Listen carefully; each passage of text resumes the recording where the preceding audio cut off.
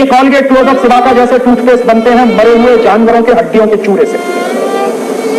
अंग्रेजी में हम कहते हैं डाई कैल्शियम फॉस्फेट। ये डाई कैल्शियम फॉस्फेट क्या है? मरे हुए जानवरों के हड्डियों का चूरा। और हम क्या करते हैं? रोज सवेरे ही सवेरे उठ के मरे हुए जानवरों का हड्डियों का चूरा अपने अपने मुंह से रगड़ते हैं। और फिर कहते हैं सांस की बदबू दूर हो रही है। बदबू दूर हो रही है कि बदबू आ रही है? और ऊपर से क्या कर रहे हैं? ये मरे हुए जानवरों का हड्डियों का चूरा जो है उससे भी ज्यादा खतरनाक एक दूसरी चीज है टूथपेस्ट में, उसको कहते हैं सोडियम लॉरेल सल्फेट। इसको अगर दूसरी भाषा में कहूं तो सिंथेटिक डिटर्जेंट, और तीसरी भाषा में कहूं तो वो चीज जिससे बनता है सर्फ और रिन, यानी जिस चीज से कपड़ा धोने का साबुन बनता है वही चीज डाली जाती है टूथपेस्ट में। क्यों डालते हैं? झाग बनाने के लिए। हमारे यहाँ कुछ ऐसे बेवकूफ हैं जो मानते हैं कि जितना ज्यादा झाग बने उतना ही अच्छा टूथपेस्ट। राजीव दीक्षित आयुर्वेद और योग के अच्छे ज्ञाता थे। वे स्वदेशी के हित में रहते थे और देश में बनी वस्तुओं को बढ़ावा देने की बात किया करते थे। अपनी सभाओं और कार्यक्रमों में लोगों को एलोपैथी को छोड़कर आयुर्वेद को अपनाने की सलाह दिया करते थे। उत्तर प्रदेश के अलीगढ़ के रहने वाले राजीव दीक्षित का जन्म 30 नवंबर 1967 को हुआ था। उन्होंने इलाहाबाद से बीटेक और आईआईटी कानपुर से एमटेक की पढ़ाई की थी। CSIR के पूर्व शोध वैज्ञानिक राजीव दीक्षित ने विभिन्न परियोजनाओं पर APJ अब्दुल कलाम के साथ सहयोग किया और भारत के विकास में महत्वपूर्ण योगदान दिया। इसी दौरान उन्होंने स्वदेशी प्रोडक्ट्स और आयुर्वेद को बढ़ावे को लेकर अभियान शुरू किया। देश विदेश में 13,000 से अधिक भाषण भी दिए।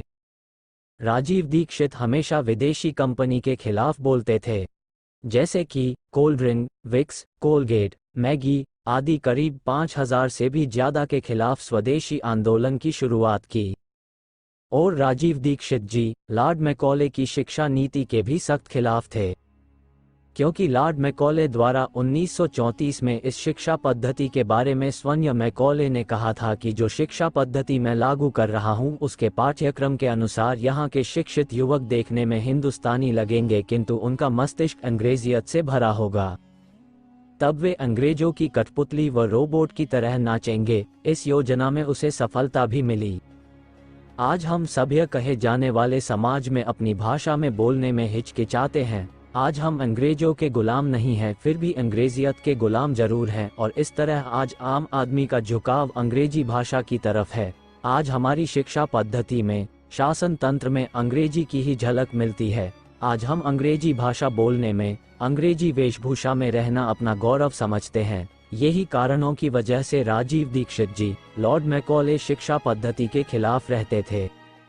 राजीव दीक्षित 2009 में बाबा रामदेव के संपर्क में आए।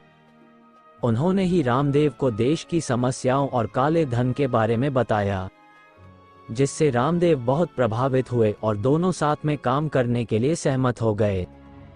भारत स्वाभिमान आंदोलन शुरू करने के दौरान राजीव दीक्षित और रामदेव ने शपथ ली कि हम केवल कुशल लोगों को मतदान करेंगे, हम दूसरों को 100% वोट देने के लिए प्रेरित करेंगे, हम भारत को विश्व शक्ति बनाएंगे, हम भारत को पूरी तरह से स्वदेशी बनाएंगे और बुद्धिमान, ईमानदार लोगों को जोड़कर देश के विकास में लगाएंगे।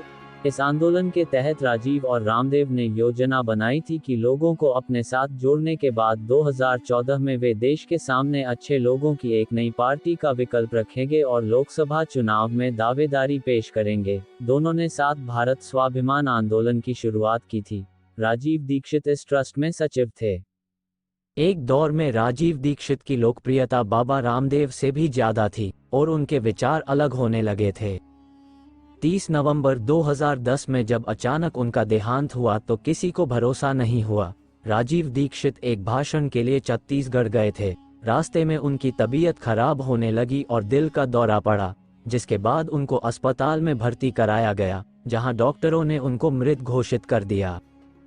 किसी ने कहा हत्या है तो किसी ने साजिश बताया। राजीव दीक्षित की अचानक मौत के बाद तमाम तरह की थ्योरी सामने आई। उनके समर्थकों ने हत्या और साजिश की आशंका जताई। साजिश का आरोप भी बाबा रामदेव पर लगाया।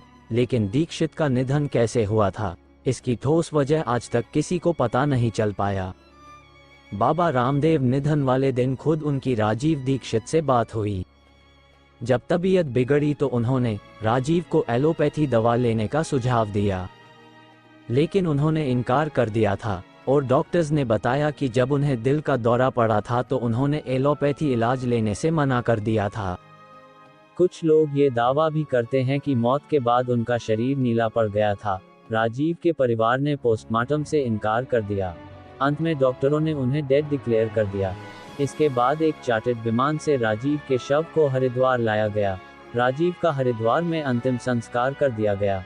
राजीव दीक्षित की हत्या हुई थी या स्वाभाविक मृत्यु? इस सवाल का जवाब आज तक नहीं मिल पाया है। हम सलाम करते हैं ऐसे सच्चे देशभक्त को। कमेंट में जय हिंद जरूर लिखें और वीडियो को लाइक और चैनल को सब्सक्राइब जरूर करें। Thank you.